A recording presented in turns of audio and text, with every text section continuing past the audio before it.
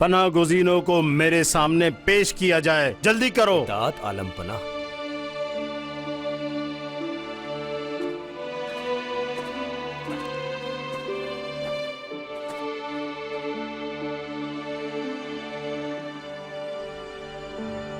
لعنت ہو شومی قسمت پر۔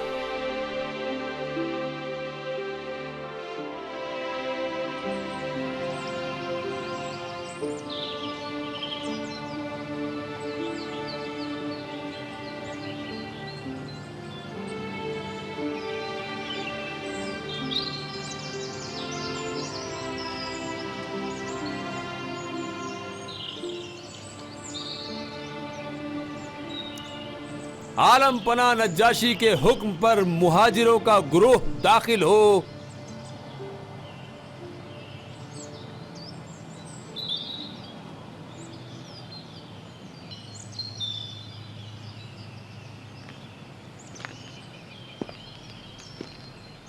تم لوگوں کا نمائندہ کون ہے؟ تمہاری طرف سے کون بات کرے گا؟ عالی جناب، میں آپ سے گفتگو کرنے کی اجازت چاہتا ہوں۔ اس کام کی کوئی ضرورت نہیں ہے، آگے آ جاؤ۔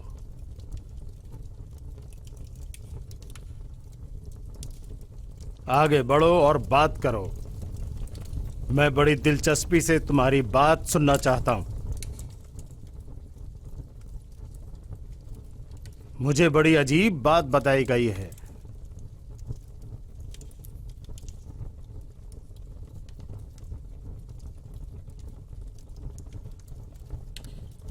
ان لوگوں کا کہنا ہے کہ تم لوگ اپنے آباء و اجداد کے دین کو چھوڑ کر ایک نئے دین کی تبلیغ کر رہے ہو جو اس سے پہلے موجود کسی بھی دین سے مطابقت نہیں رکھتا ہے۔ کیا یہ لوگ سچ کہہ رہے ہیں؟ ہاں، ایسا ہی ہے۔ آپ نے ملاحظہ فرمایا جناب نجاشی، خود اس بات کا اقرار کر رہے ہیں بے شرم تو لوگ۔ پھر وضاحت کریں کہ آپ لوگ کیوں اپنے آباء و اجداد کے دین سے تائب ہو گئے ہیں؟ عالی جناب، ہم جاہل اور بت پرست تھے۔ ہم مردار کا گوشت کھاتے تھے اور ہمیشہ ناشائستہ اور برے کاموں میں لگے رہتے تھے۔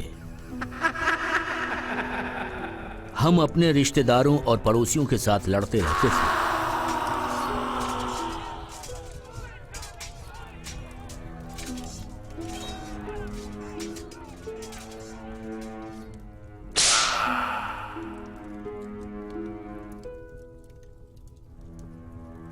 جناب اعلیٰ، ہم حتیٰ کہ اپنی نومولود بیٹیوں کو زندہ گڑوا دیتے تھے۔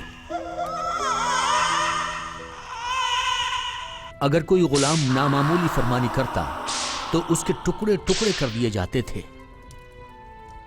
کوئی بھی کسی بھی جگہ پر ظلم و ستم سے محفوظ نہیں تھا، یہاں تک کہ خداوند متعال کی مشیت سے اچانک ہمارے اپنے درمیان سے ایک مرد اٹھا، ایسا مرد جس کو سب اس کی سچائی اور امانت داری کی وجہ سے جانا کرتے تھے۔ اس نے ہمیں وحدانیت کی طرف بلایا اور بت پرستی سے دور رہنے کی دعوت دی۔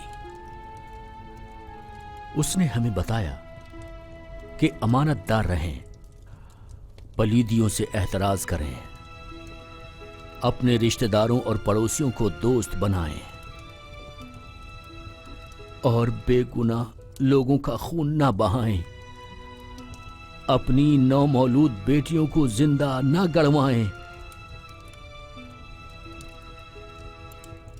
جھوٹی گواہی نہ دیں،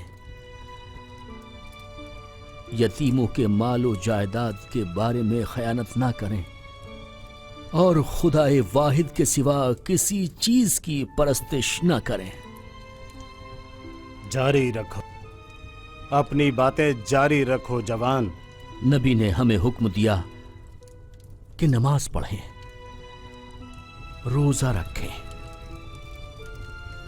اپنے کمائے ہوئے مال سے غریبوں اور ضرورت مندوں کو انفاق کریں اور یہ جان لیں کہ زمین و آسمان میں جو کچھ بھی ہے وہ خدا کی ملکیت ہے۔ وہی زندگی دیتا ہے اور وہی موت بھی دیتا ہے اور پھر وہی قیامت میں زندہ کرے گا، اور ہمیں قیامت کے دن اپنے تمام اعمال کا جواب دینا ہوگا۔ وہ ایسا دن ہے جس میں نہ مال کام آئے گا اور نہ اولاد، لیکن یہ قریش ہمارے سامنے کھڑے ہو گئے۔ انہوں نے ہماری اذیت و آزار سے ایک لمحہ بھی فروگزاشت نہیں کیا۔ وہ ہمیں ایذائیں دیتے ہیں تاکہ ایک بار پھر ہم اپنے ہاتھوں سے بنے ہوئے خداؤں کی پرستش کریں۔ ہم نے ثابت قدمی کا مظاہرہ کیا، لیکن وہ ہماری جانوں کے پیچھے پڑ گئے۔ ہم اپنی جان و دین کی حفاظت کی خاطر اپنے گھر بار اور بیوی بچوں کو خیر بات کہہ کر آپ کے ملک میں پناہ لینے آئے ہیں، اس لیے کہ پیغمبر نے فرمایا حبشہ چلے جاؤ، کیونکہ وہاں ایک عادل بادشاہ حکمرانی کر رہا ہے۔ ہمیں واقعاً اپنے نبی کی بات پر ایمان ہے۔ پیغمبر دلچسپ بات ہے جناب والا، جس شخص کو یہ نبی کہتے ہیں وہ ایسا شخص ہے جو اپنے کچھ اشعار کے ذریعے لوگوں کو فریب دینا چاہتا ہے اور ان کے درمیان اختلاف پیدا کرنا چاہتا ہے۔ جو نورانی آیتیں ہمارے نبی ہمارے لیے تلاوت فرماتے ہیں وہ شعر نہیں ہیں، یہ آیتیں فرشتہ وحی کے ذریعے خداوند متعال کی جانب سے ان پر نازل ہوتی ہیں۔ تم نے کہا خداوند؟ جناب والا، محمد اپنے اشعار کو کسی خدا سے نسبت دیتا ہے، لیکن کون سا خدا معلوم نہیں ہے۔ جناب والا، یہ لوگ خطرناک سوچ کو رواج دے رہے ہیں، یہ کہتے ہیں کہ عیسیٰ خدا کے بیٹے نہیں ہیں۔ کیا یہ صحیح کہہ رہا ہے کہ تم لوگ عیسیٰ کو خدا کا بیٹا نہیں سمجھتے ہو؟ ہاں جناب والا۔ کیا نجاشی رغبت رکھتے ہیں میں وہ آیات پڑھ دوں جن کا تعلق حضرت مریم اور ان کے فرزند عیسیٰ سے ہے؟ ہاں، میں سننا چاہتا ہوں کہ تمہارے پیغمبر کو حضرت مریم اور عیسیٰ مسیح کے بارے میں کیا چیز وحی ہوئی ہے۔ بسم اللہ الرحمن الرحیم۔ اور اے محمد، اس کتاب میں مریم کا ذکر کیجیے جب وہ اپنے گھر والوں سے الگ ہو کر مشرق کی جانب گئی تھیں، پھر انہوں نے ان سے پردہ اختیار کیا تھا، بس ہم نے ان کی طرف اپنے فرشتے جبریل کو بھیجا، وہ ان کے سامنے مکمل انسان کی شکل میں ظاہر ہوا۔ مریم نے کہا، میں تجھ سے خدائے رحمان کی پناہ مانگتی ہوں اگر تو پرہیزگار ہے۔ اس نے کہا، میں تو بس آپ کے پروردگار کا پیغام رساں ہوں تاکہ آپ کو پاکیزہ بیٹا دوں۔ مریم نے کہا، میرے ہاں بیٹا کیسے ہوگا؟ مجھے تو کسی بشر نے چھوا تک نہیں ہے، اور میں کوئی بد کردار بھی نہیں ہوں۔ جبریل نے کہا، اسی طرح ہے، آپ کے پروردگار نے فرمایا، یہ تو میرے لیے آسان ہے، اور یہ اس لیے ہے کہ ہم اس لڑکے کو لوگوں کے لیے نشانی قرار دیں اور ہماری طرف سے رحمت ثابت ہو، اور یہ کام طے شدہ تھا۔ اور مریم کے پیٹ میں بچے عیسیٰ کا نطفہ پڑا، اور وہ اسے لے کر دور چلی گئیں۔ پھر زچگی کا درد انہیں کھجور کے تنے کی طرف لے آیا، کہنے لگیں اے کاش میں اس سے پہلے مر گئی ہوتی اور صفحہ فراموشی میں کھو چکی ہوتی۔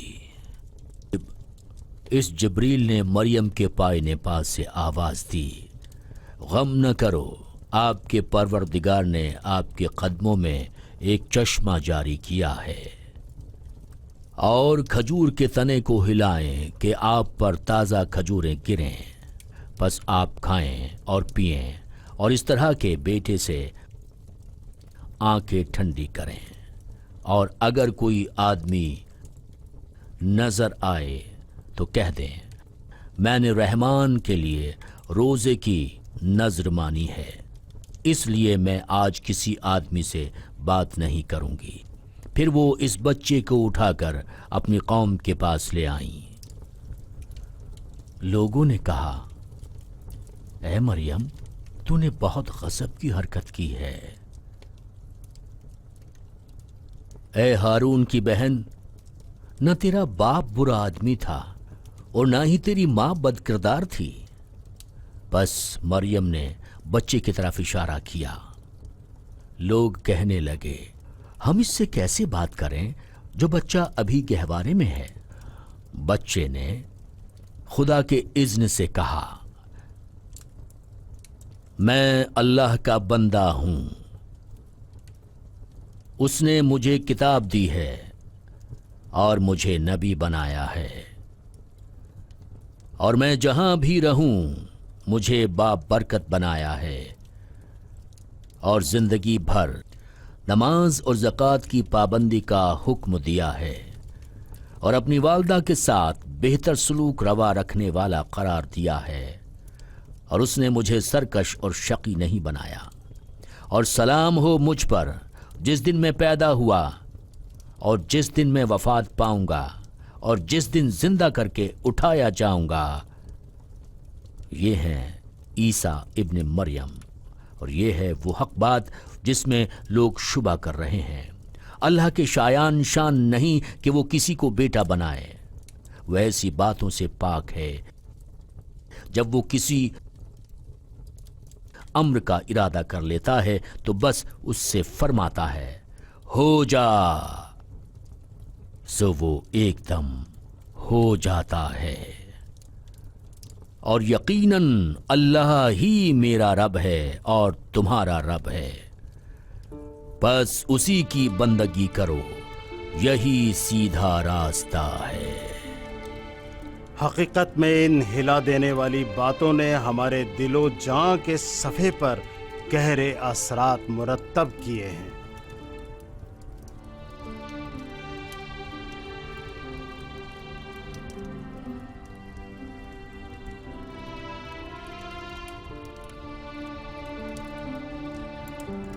ٹھیک ہے، تمہارے نبی کے اقوال اور جو کچھ حضرت عیسیٰ لے کر آئے تھے، دونوں کے سوتے ایک ہی سر چشمے سے پھوٹتے ہیں۔ جتنی جلدی ہو سکے تم اپنے یہ تحفے اٹھاؤ اور جلدی سے نکل جاؤ۔ اگر تم مجھے سونے کا پہاڑ بھی دے دو گے تب بھی ان پناہ گزینوں کو تمہارے حوالے ہرگز نہیں کروں گا۔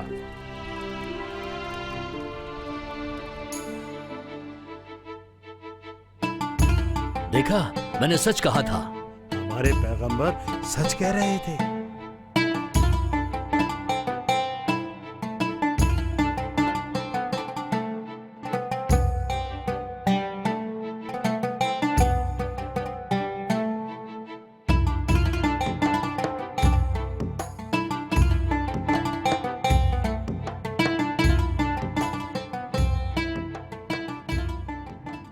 جی ہاں، ماجرا اس طرح تھا ابو سفیان۔ عجیب بات ہے تم بے فائدہ اتنا زیادہ راستہ طے کر کے گئے اور واپس آ گئے۔ میں نے تجھ سے امید وابستہ کر رکھی تھی امریاس۔ میں شرمندہ ہوں۔ میں اپنے آپ میں کہہ رہا تھا کہ امریاس ایسی حالت میں آئے گا کہ لوگ خوشی سے نعرے لگا رہے ہوں گے، جھوم رہے ہوں گے، جعفر اور بھاگنے والوں کے ہاتھ بندھے ہوں گے، اپنے ساتھ لے کر آئے گا۔ مکے کے سرداروں، کاش آپ وہاں موجود ہوتے اور دیکھتے کہ نجاشی حبشے کا پادری اور دوسرے درباری کس طرح جعفر کی باتوں میں محب ہو گئے تھے اور اپنی آنکھوں سے آنسو بہا رہے تھے۔ اگر جعفر محمد کی مزید باتیں ان کے لیے پڑھ دیتا تو وہ بھی مسلمان ہو چکے ہوتے۔ وائے ہو ہم پر، جو واقعہ رونما ہو گیا ہے مکہ والے جلد اس سے باخبر ہو جائیں گے۔ یہ ہمارے لیے بہت بڑی شکست ہے جس کی تلافی نہیں کی جا سکتی، اور اسی کے ساتھ محمد کے لیے بہت بڑی کامیابی ہے۔ ہم نے محمد کو زیادہ اہمیت نہیں دی تھی۔ محمد کی باتوں میں عجیب جادو کا اثر ہے۔ ایک بڑے بادشاہ اور اس کے درباریوں کو اس طرح دگرگوں کر سکتی ہے۔ کوئی بھی شعر اس حد تک پرتاثیر نہیں ہو سکتا۔